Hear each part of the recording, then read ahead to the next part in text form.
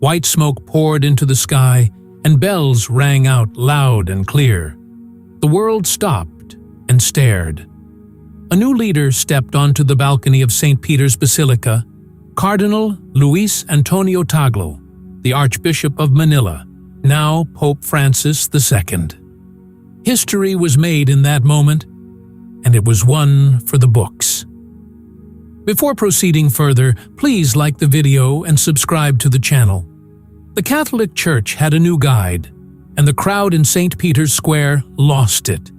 Cheers mixed with happy tears. Joy exploded around the world, especially in the Philippines, Tagle's home. For so many, this wasn't just a new pope. It was a bright spark of hope, a sign things might shake up. Now, the big job of leading the church landed on Tagle's shoulders. Known for his kindness, smarts, and huge heart, he had the world's eyes on him, buzzing to see what he'd do next. Cardinals from every corner of the globe had flocked to Rome for the big event, the papal conclave. It was serious business, with the future of 1.3 billion Catholics in their hands. For days they huddled in the Sistine Chapel, praying, talking, and voting in total secrecy. Outside, everyone held their breath, watching the chimney like hawks. Every puff of smoke had them guessing. Is this it? Then, on that thrilling afternoon, white smoke swirled up. Bam! A new pope was picked.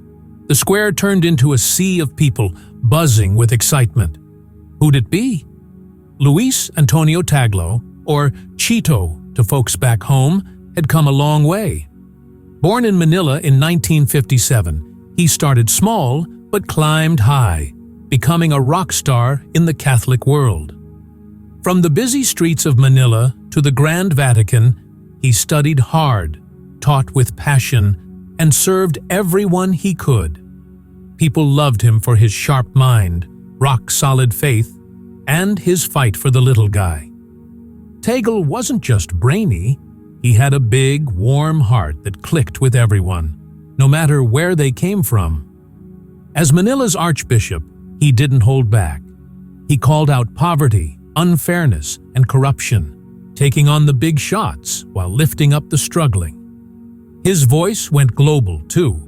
Leading Caritas Internationalis, he stood up for refugees, migrants, and disaster survivors. He kept reminding everyone, hey, we've got to care for each other. Tagle was the real deal, a people's pope with a mission. We're all linked together, all part of God's big family, Pope Francis II said. And now, as the new pope, his words hit even harder. The world leaned in, hungry for his message of hope, kindness, and togetherness. Asia went wild with joy. From the Philippines to South Korea, India to Vietnam, Catholic communities buzzed with happiness. Pope Francis II's election was a game-changer. Never before had an Asian stepped up as the leader of the Catholic Church. In the Philippines, it was pure celebration mode. Churches overflowed, fireworks painted the sky, and pride swelled in every heart. One of their own had made it to the top. But the excitement wasn't just a Filipino thing. It rippled across Asia. People felt this could be a fresh start, a new chapter for the Church in the world's biggest continent. When Pope Francis II stepped onto the balcony of St. Peter's Basilica, it sent shockwaves everywhere. His rise was a surprise, a twist no one saw coming, and it felt like a big moment for the Church, like a door swinging open to something new. He was a perfect mix, rooted in tradition but ready for change. This wasn't some stuffy leader. He'd been a small-town priest, a brilliant thinker, and a champion for the underdog.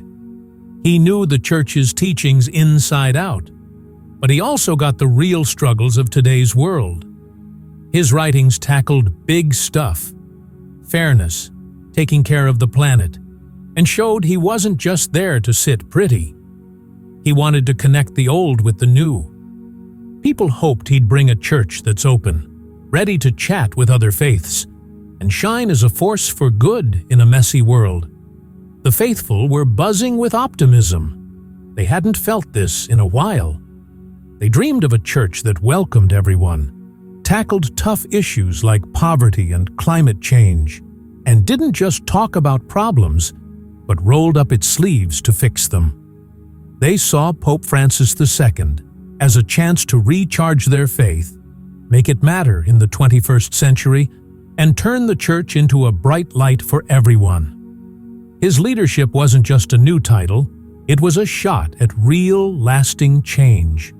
Not everyone was cheering, though. Some folks, especially inside the Vatican, hit the brakes. Do we really need all this change? They wondered. Pope Francis II's big, bold ideas made them nervous. They worried his push for new ways could shake up the church's old-school traditions. In the Vatican's power-packed hallways, plenty of people liked things just the way they were. They'd say, "The church is strong because it sticks to what's worked for centuries," they'd say. After all, this was an ancient institution. Its rules and rituals had been around forever, and messing with them felt risky. Change? It was going to be a tough climb, full of bumps and pushback. Turning things around wouldn't be a snap. It'd take time, grit, and some tricky talks. But for those who believed in Pope Francis II, it was worth the fight. They saw him as a leader who could steer the church into a fresh, welcoming era, one that cared more, included everyone, and fit today's world. The road ahead was a mix of big challenges and exciting possibilities. Right from day one, the new pope had a heavy load to carry. He had the church's messy past on one shoulder and huge hopes for its future on the other. The Catholic Church was wrestling with some dark stuff, scandals like priest abuse that broke hearts and trust, leaving people crying for honesty and justice. "Fix this, and make sure it never happens again," the faithful demanded. Money troubles piled on too. Whispers of corruption and sloppy finances made the church look bad. Plus, in places like the West, fewer people were showing up to Mass, drifting away as the world got less religious. The church's voice wasn't ringing as loud anymore. And it wasn't just inside problems. The whole world was a mess. Wars, disasters, and fear were everywhere, and people needed hope. They wanted the church to step up, be a light, and speak for peace. Climate change, unfair wealth gaps, political fights, and extreme beliefs? Those were just a few of the giant issues staring Pope Francis II in the face. Everyone needed a smart, kind answer, and the world was watching to see what he'd do. People were desperate for the church to step up, both the faithful and those just watching from the sidelines. They wanted someone to show them the way, to calm their worries in a shaky world. Every word Pope Francis II spoke, whether in sermons or big speeches, had everyone glued, hungry for a bit of wisdom or a warm hug through his words. Sure, the challenges were huge, but so were the possibilities. This new pope had a golden shot to shake things up and give the church a fresh purpose. He could build bridges, connecting different people, faiths, and cultures with a big, open heart. Pope Francis II wasn't just another leader. He had the chance to be a game changer, guiding the church through today's wild world with kindness and smarts. His choices could shape a future where the church links young and old, east and west, and everyone in between. By chatting with young folks and tackling real issues like fairness and the planet, he was painting a picture of a church that's welcoming and caring. The world was on edge, buzzing to see where he'd take this massive family of 1.3 billion Catholics. The excitement was electric. People everywhere, from all walks of life, were looking to him for hope and direction in a world that keeps flipping upside down. A legacy of hope. That's what this was about. As Pope Francis II kicked off his papacy, eyes were wide with wonder. Could this down-to-earth guy from Manila spark a big spiritual boost, not just for Catholics, but beyond? Could he patch up a world that's pulling apart at the seams? Time would tell what mark he'd leave. One thing was crystal clear. Pope Francis II was the real deal. He had deep faith, a sharp mind, and a heart that wouldn't quit. He got how tough things are today, but he also believed in hope, love, and the power of people to rise up. His leadership showed the Church could reach anywhere, from the Vatican to the tiniest corners of the globe. In his very first words as Pope, he invited everyone to walk together. A simple call that felt like a promise of something big and beautiful. Pope Francis II stepped up and spoke from the heart. We need to talk, understand each other, and walk this faith road together. He didn't want anyone going it alone. He saw faith as a big group hug, lifting each other up. His words weren't just for churchgoers. They were a shout-out to everyone to choose kindness and stick together. He dreamed of a church with open doors, a place that listens more than it lectures and puts the poor and overlooked first. This wasn't the stiff, bossy church some pictured. Pope Francis II wanted a community where the quiet voices get loud and the needs of the struggling top the list.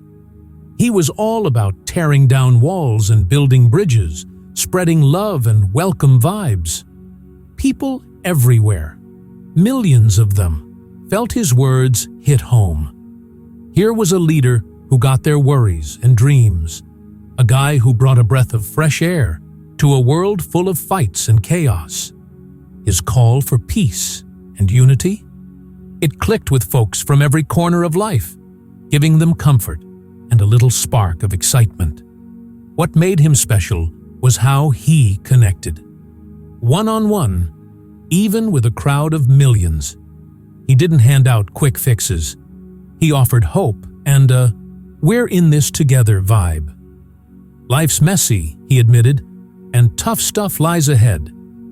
But he believed we could tackle it as a team. His down-to-earth style and realness made his message pop. As the sun dipped low that historic day, it felt like a new page was turning for the Catholic Church. The air buzzed with a fresh start, a sense that anything could happen. That sunset wasn't just pretty, it was a sign. One chapter closing, another kicking off. The road ahead? Long and tricky, no doubt. Real change and togetherness don't come easy, but sticking by each other made it worth it. Pilgrims from all over the world felt fired up, like they weren't just along for the ride, they were part of the action. With Pope Francis II leading the way, there was a real shot at a brighter tomorrow. He was like a lighthouse, guiding everyone through choppy waters with a vision of a kinder, more open church. His ideas pushed people to step up in their own neighborhoods, to be the change they wanted. The world watched, prayed, and waited, buzzing to see where this journey would go. Folks from all backgrounds, different faiths, different lives, came together, united by a shared hope. This walking together thing? It was just getting started, and the sky was the limit. Want more stories like this? Hit subscribe at God Always for inspiring videos that'll keep you coming back.